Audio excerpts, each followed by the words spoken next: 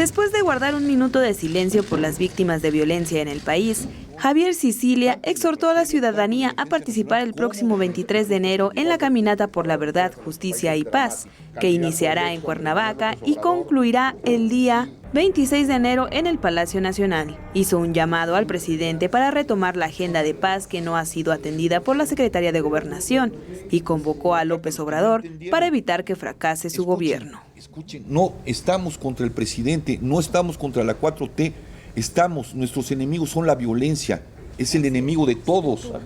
Estamos convocando al presidente, no lo estamos atacando, no lo queremos sentar en el banquillo de los acusados, no queremos que fracase, pero sí creemos que si sigue por este camino va a fracasar y su fracaso es el fracaso del país.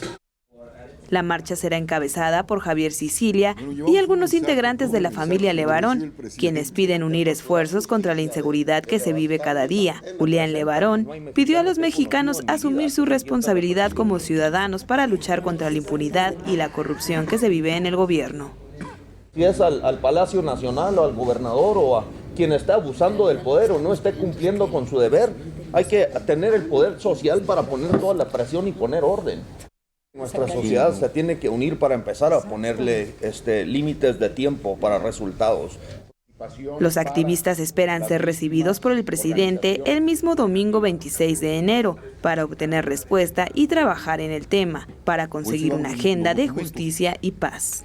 Con imágenes de Andrés Brito, Iraíz Morquecho, 21 Noticias.